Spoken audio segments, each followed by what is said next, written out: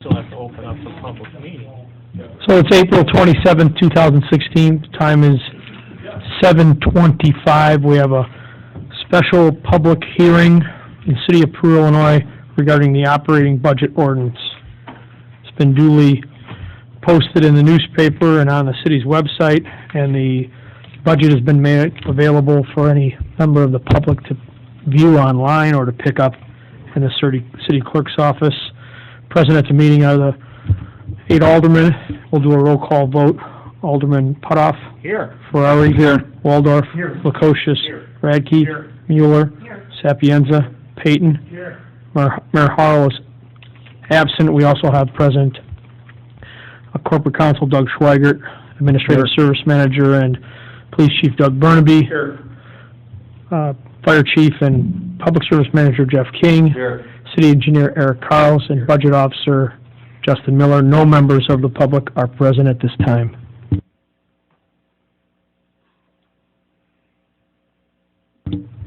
Finance Officer Miller, if you'd like to start your presentation to the council, and you could do that.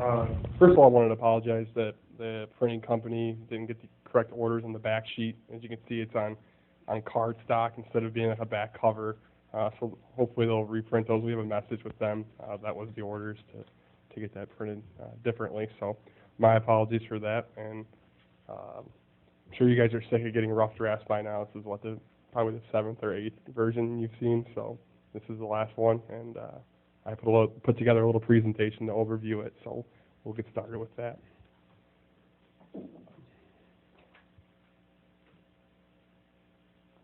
You hit space bar? There it goes. Oh crap, that's hard to read. So I can read from here. The first slide here is just a differential between the last version you got and the current version. So some of the adjustments that were made, we corrected the electric franchise amount because we overshot projected. For actually, electric income was down a little bit, so we reduced that to equal what we thought was a more accurate amount. So $960,000 is reflected in the general fund as income and utility fund as an expense. Going along with the cemetery and mausoleum projects, we hadn't had anything in the perpetual care accounts for those. And so in this latest version, under the hopefulness that we'll be able to use those funds, I have added those line items in the total amount of $250,000 for those two. So we could, I think the total amount in the perpetual care fund between both of them is like $450,000. So that would be more than enough to cover it. Some of the highlights, just the changes over last year and some things that stood out to me. We talked a lot about the increased commercial grant amount. We went from $25,000 to $50,000 this year. Venture Drive is a major project in the general fund at estimated $500,000. Street program is at $760,000. That's inclusive of everything that Eric's been going over, and it's on actually 3 different line items throughout the budget. We need to do that because they're kind of they're separate in how they're derived, so we separate it out that way, but they're all used for the same resources at the end. The pension amounts are always a huge item. So the general fund will be transferring $550,000 to the police pension and $100,500 to the firefighters pension, and that's above and beyond what we already levy in the property tax amount. So utility fund highlights: sewer separation is always our major project at $1,250,000 this year. The public works building, obviously. The remainder on that is estimated to be about $2 million this year. And the east wastewater treatment plant flood wall, we have in there as $200,000, but I think the total is supposed to be higher, but currently we're applying for some grant money to fund the remainder of that. So Wenzel Road extension and the airport projects are also items that we're applying for grants for currently. Kind of an overview of the numbers. Revenue over expenses in the general fund of $113,132. Revenue over expenses in the general fund, or in the utility fund, of $3,095,217. Obviously, this year is the first year we're merging the 2 funds, the water and sewer and electric light fund are now the utility fund. kind of a chart I think I've had around a lot, just the different projects that, project amounts in the general fund for infrastructure investment. So the first three are your general fund street program, which adds up to be about $760,000. The last three, or second to last one, is the Venture Drive sidewalk program, and then there's the water street improvements as well. A utility fund infrastructure investment, like we said before, public works building, sewer separation are the two major projects, and then you can see the east wastewater flood wall, electrical system upgrades, equipment and vehicles as well. The total infrastructure investment this year between the two major funds is $6,300,000. It kind of shows where the money's coming from in each fund, what the total amount is. An item that's been, I've talked a lot about in finance, is the difference between the accounting mechanism of revenue over expenses and the cash flow method, is which I think everybody probably understands a little bit better, is money that we take in versus money that we expend or spend out, so spending outflow. So I put together a little chart there to show how we transition from the revenue over expenses to cash flow. So we have our normal operating expenses, and capital assets and principal aren't included in that, so you have to go ahead and expense those out and then add back depreciation as a non-cash item to get what your cash outflow would be for the year.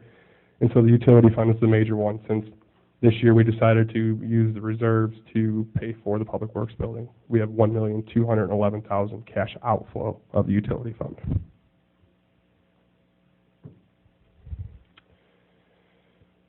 This last chart here shows the amount of money that we've paid down in principal over the last, since the original amounts existed. So original amounts were $34,500,000, and we're down just under $21 million, with various maturity dates and throughout the major funds. That's all I got. Yeah, very good, nice job. Very concise. Yeah, I think it's pretty detailed, and hopefully the public isn't here tonight, but people watching can go out and look at people watching the video, they can go out and look at the budget online. It does have all the projects and all the areas where the city's going to invest in the year. I think the positive is it's a surplus budget.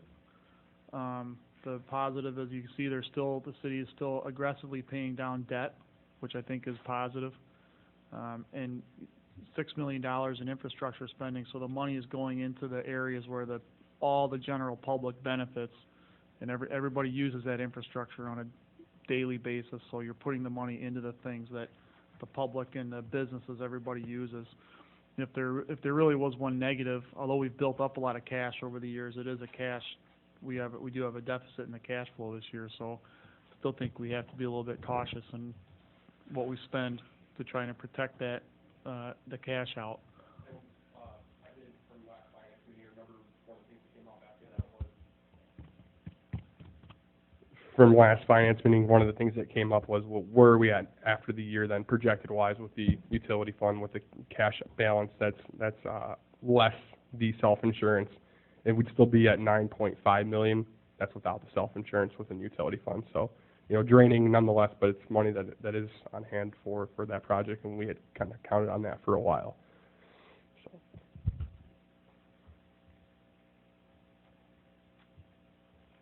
So. Questions from the back? Yeah, on page 9, it does indicate what our city tax rate is, our property tax, as compared to other cities, which is still very low. And also our debt schedule, if you see, the original debt was $34,480,000, which currently we have a balance of $20,925,000. So the debt continues to go down. And if you see the debt, most of it is in relationship to the hydro project and the hydro generation. So that debt, again, is paid off by our electric revenues, and it's something that's taken into account of we're holding a lot of those revenues for future debt. So thanks for your question. The other thing I'd add to that is that we've all noted that the infrastructure loan falls off on August of 2017, so we're in a good position there as well. Justin, how many of those can be? How many of those outstanding issues can be prepaid without premium or penalty? The majority of them outside of the hydro. So there's a couple that for the couple of the water fund debts that are zero interest, so we wouldn't want to pay those off, obviously, but the rest of those are. Well, but those are 3.5% GO that would be well advised to. Yeah, we're in position to do either of the general obligations, as it'd be our first time doing those, so we could refund or fund that off. I don't think there's a prepayment penalty on that. There is on the larger amount of the hydro. We have to wait till I think 2021 where we'd be able to pay that off early, and then I think the 2008 revenue is already past that point where we can't pay it off early. See, because the interest rate on those is, well above what you can get at today's interest rate, especially this morning. This Treasury 10-year was 190, but, if you could pay off the 3.49, well, you got a 3.49 GO. Yeah, Looks like that's the highest. Is there an option to refund it at a lower interest rate at the same time? Yeah, Or I'd have is to that look already into been- that one specifically, but I think that one would be applicable for that. Because we really have two options. I think one of the issues that, I think if you talk to Eric, we still have an enormous amount of sewer separation to do, and I think we're still under probably some pressure from the agency to get that work done in a time frame. So the question is, do you take the utility fund money and pay off the debt, or do you accelerate the sewer separation to meet some deadlines on that end?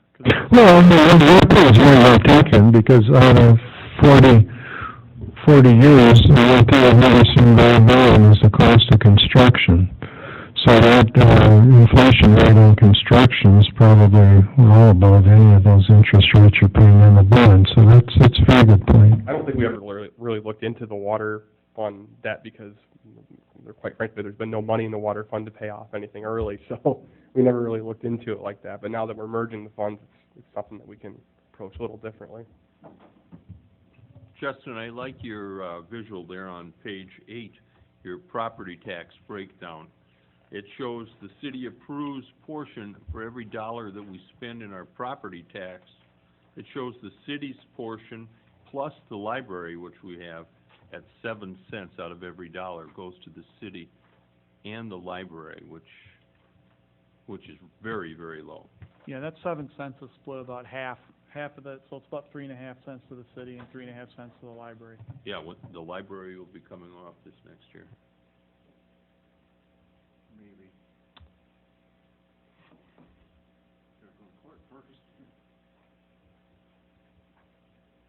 Maybe. There's no further questions to come before the council in this public hearing, or any more questions for the budget officer.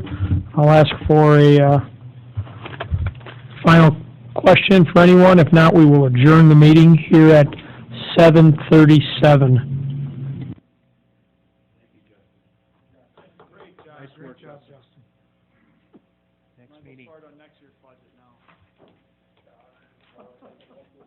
Yeah, the cardboard really had me, but.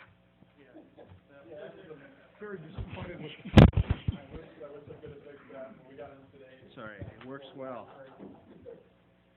With Justin Miller in all caps, so Peru, Illinois, it's just. Oh, this is the, I like this on the back though, Justin. this is the new Public Works building. That should have been on the front, really. Golly. Yeah, but it's such a nice sunset. Okay, if there are no objections, we're going to call the special meeting Wednesday, April 27, 2016 to order. We'll start with a roll call vote. Alderman Putoff. Here. Ferrari. Here. Waldorf. Here. Lukosius. Radke. Here. Mueller. Here. Sapienza. Payton. Here. Mayor Harrell. We'll stand for the pledge.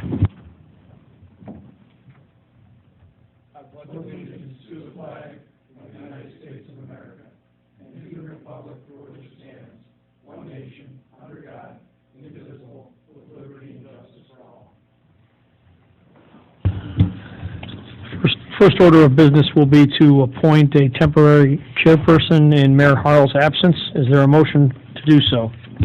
Yes, Your Honor, I'd like to appoint Alderman Putoff, please. I will second that. All in favor? Aye.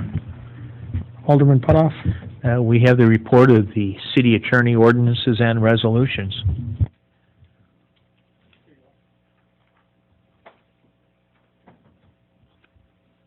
Have an ordinance approving the budget for fiscal year May 1, 2016, April 30, 2017, both inclusive, whereas the finance officer of the city has presented a budget for fiscal year May 1, 2016, April 30, 2017, both inclusive, and the city council of the city desires to pass the budget for said fiscal year as presented by the budget officer, now therefore be it ordained. The budget presented by the city finance officer for fiscal year May 1, 2016, April 30, 2017, both inclusive, a copy of which is attached hereto, is hereby approved. The ordinance with the attached budget shall be promptly filed with the LaSalle County Clerk. Ordinance shall be effective immediately from and after its passage and approval.